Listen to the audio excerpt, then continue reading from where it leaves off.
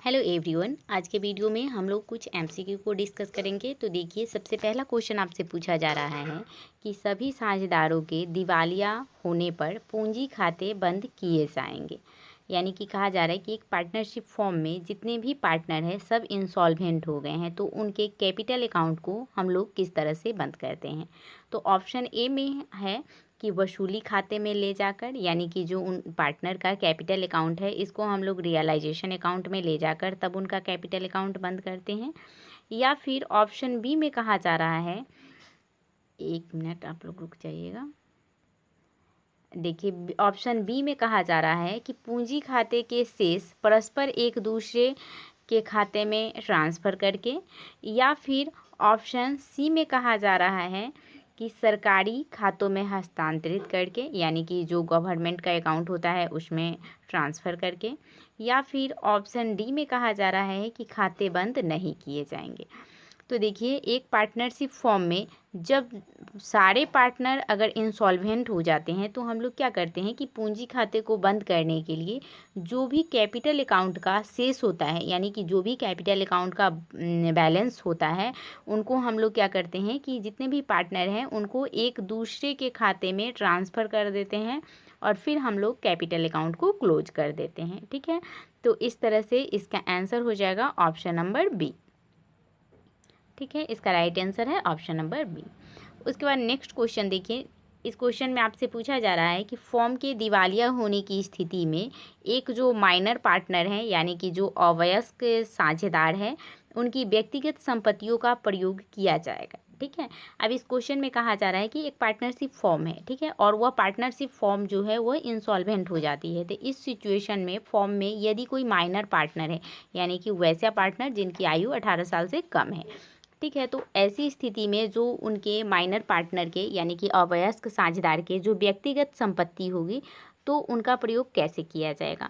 तो option A में है कि अव्यक्तिगत दायित्वों के भुगतान में किया जाएगा, या फिर फॉर्म के दायित्वों के भुगतान में किया जाएगा, या सभी प्रकार के ऋणों के भुगतान में किया जाएगा, या फिर पार्टनर जो माइनर हैं उनका जो एसेट्स है उनको उनका किसी भी चीज़ में प्रयोग नहीं किया जाएगा।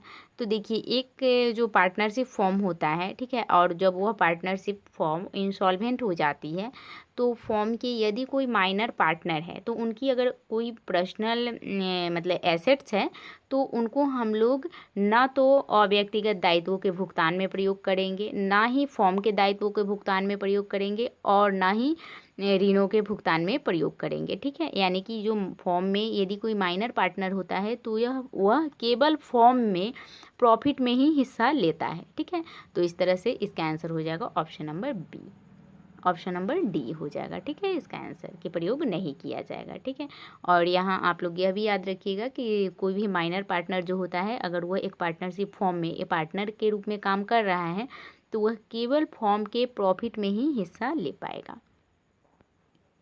उसके बाद नेक्स्ट क्वेश्चन देखिए। इस क्वेश्चन में पूछा जा रहा है कि संपत्तियों का किस्तों में वितरण का क्या मतलब है। यहाँ कहा जा रहा है कि एक जो एसेट्स होता है जब उसको हम किस्त में डिस्ट्रीब्यूट करते हैं तो उसका क्या मतलब होता है।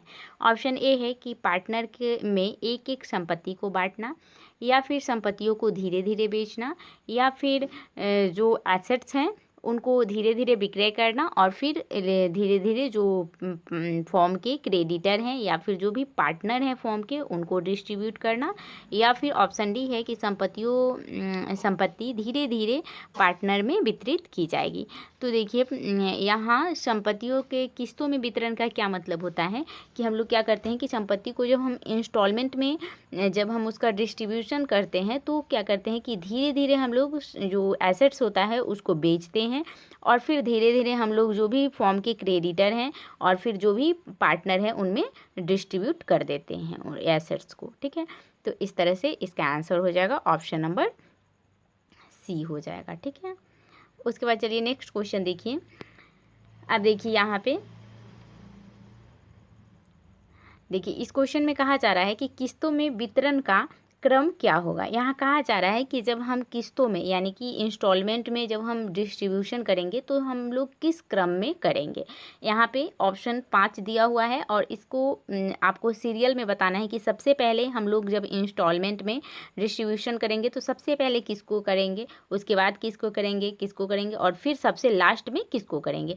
तो देखिए सबसे पहला है असुरक्षित लेनदार, जिसे हम लोग अनसिक्योर्ड क्रेडिटर कहते हैं। उसके बाद दूसरा है साझेदार का ऋण यानी पार्टनर का लोन। उसके बाद है रियलाइजेशन एक्सपेंस। उसके बाद है जो सिक्योर्ड क्रेडिटर होता है वह, और सबसे लास्ट है कि साझेदारों की पूंजी को। तो देखिए सबसे पहले जब किस्तों में वितरण किया जाता है तो सबसे पहले हम लोग क्या करते हैं कि जो सिक्योर्ड क्रेडिटर होता है, ठीक है, उसको करते हैं। ठीक है, तो सिक्योर्ड क्रेडिटर तो इसको सबसे पहले करेंगे। उसके बाद जो रियलाइजेशन एक्सपेंस होता है उसको हम लोग करते हैं। ठीक है, तो 2 में ये आ जाएगा। उसके बाद हम लोग करते हैं कि जो अनसिक्योर्ड क्रेडिटर है उसको करते हैं। ठीक है, यानी 3 नंबर में यह आ जाएगा। उसके बाद पार्टनर का जो लोन होता है उसके बाद हम लोग उसको करते हैं, पार्टनर के लोन को। उसके बाद सबसे लास्ट में अगर बच जाता है तो हम लोग सबसे लास्ट में पार्टनर का जो पूंजी होता है यानी पार्टनर का जो कैपिटल होता है उसको करते हैं। ठीक है, तो यह हो जाएगा। तो देखिए यहाँ पे क्या हो जाएगा, सबसे पहले 1 नंबर में तो देखिए 4 हो जाएगा। ठीक है, तो 4 यहाँ पे ऑप्शन में देखिए ABCD में, तो 4 B में है। ठीक है, तो अगर आप लोगों को 1 भी पता है तो इसका आराम से हो जाएगा। ठीक है, उसके बाद देखिए 3 नंबर वसूली एक्सपेंस को करेंगे। उसके बाद जो अनसिक्योर्ड क्रेडिटर है उसको करेंगे। उसके बाद पार्टनर के लोन को करेंगे और सबसे लास्ट में पार्टनर के कैपिटल को किया जाता है। ठीक है, तो इस तरह से इसका आंसर हो जाएगा ऑप्शन नंबर B। उसके बाद नेक्स्ट क्वेश्चन देखिए, इस क्वेश्चन में पूछा जा रहा है कि अधिक पूंजी विधि यानी कि जो हमारा सरप्लस कैपिटल मेथड होता है उसके अनुसार भुगतान किया जाता है। तो कैसे किया जाता है, तो ऑप्शन ए है कि सबसे कम पूंजी वाले साझेदारों को सर्वप्रथम किया जाता है, या फिर मध्यम पूंजी विनियोजन को सर्वप्रथम किया जाता है यानी कि वैसे पार्टनर जिन्होंने मीडियम कैपिटल इन्वेस्ट किया है फॉर्म में उनको किया जाएगा, या फिर ऑप्शन सी है कि लाभ विभाजन अनुपात की तुलना में सर्वाधिक विनियोजन वाले को सर्वप्रथम भुगतान किया जाएगा। यानी कि यहाँ कहा जा रहा है कि उनको सबसे पहले भुगतान किया जाएगा जो कि फॉर्म में सबसे ज़्यादा पैसा इन्वेस्ट किए हैं उनको किया जाएगा, या फिर ऑप्शन डी में है कि डेबिट शेष वाले जो पार्टनर हैं उनको किया जाएगा। तो देखिए जब हम लोग सरप्लस कैपिटल विधि के अनुसार जब हम लोग पेमेंट करते हैं एक पार्टनरशिप फॉर्म में, तो क्या करते हैं हम लोग कि लाभ विभाजन अनुपात की तुलना में जो पार्टनर अत्यधिक जो पैसा इन्वेस्ट किए हुए होते हैं उनको हम लोग सबसे पहले जो है वो भुगतान करते हैं। ठीक है, तो इस तरह से इसका आंसर हो जाएगा क्या, ऑप्शन नंबर सी हो जाएगा। ठीक है, तो ये थी आज की हमारी क्लास। आपको यह क्लास कैसी लगी आप कमेंट करके ज़रूर बताएं, और अगर हाँ वीडियो अगर आप लोग को अच्छा लग रहा है तो आप लोग इसे लाइक करें, चैनल को सब्सक्राइब करें और वीडियो को शेयर करें। तो अब हम मिलेंगे नेक्स्ट वीडियो में, तब तक के लिए थैंक यू वेरी मच।